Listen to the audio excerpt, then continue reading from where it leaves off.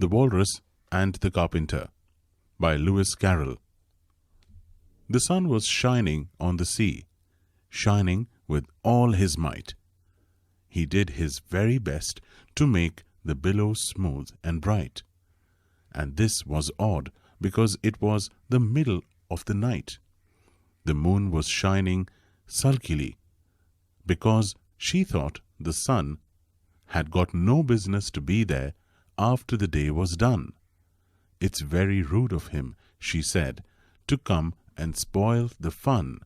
The sea was wet as wet could be. The sands were dry as dry. You could not see a cloud, because no cloud was in the sky.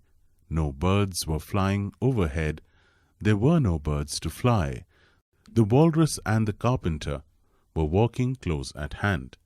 They wept like anything to see such quantities of sand. If this were only cleared away, they said, it would be grand.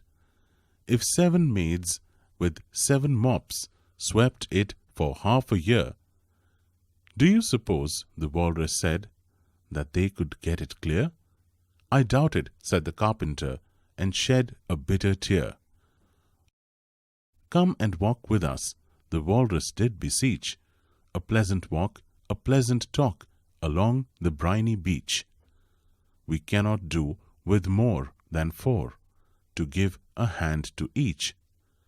The eldest oyster looked at him, but never a word he said. The eldest oyster winked his eye and shook his heavy head, meaning to say he did not choose to leave the oyster bed. But 4 young oysters hurried up, all eager for the treat. Their coats were brushed, their faces washed, their shoes were clean and neat. And this was odd, because, they hadn't any feet. 4 other oysters followed them, and yet another 4. And thick and fast they came at last, and more and more and more, all hopping through the frothy waves and scrambling to the shore. The Walrus and the Carpenter walked on a mile or so, and then they rested on a rock conveniently low. And all the little oysters stood and waited in a row. "But wait a bit," the oysters cried, "before we have our chat. For some of us are out of breath, and all of us are fat." "No hurry," said the Carpenter. They thanked him much for that. "A loaf of bread," the Walrus said, "is what we chiefly need. Pepper and vinegar besides are very good indeed. Now, if you're ready, oysters dear, we can begin to feed."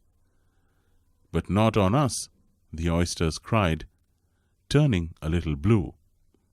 After such kindness, that would be a dismal thing to do. "The night is fine," the Walrus said. "Do you admire the view? It was so kind of you to come, and you are very nice."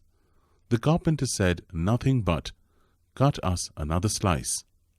I wish you were not quite so deaf. I've had to ask you twice." "It seems a shame," the Walrus said, "to play them such a trick, after we've brought them out so far and made them trot so quick." The Carpenter said nothing but, "The butter's spread too thick." "I weep for you," the Walrus said, "I deeply sympathize." With sobs and tears, he sorted out those of the largest size, holding his pocket handkerchief before his streaming eyes. "O oysters," said the Carpenter, "you've had a pleasant run. Shall we be trotting home again?" But answer came there none. And this was scarcely odd, because they'd eaten every one.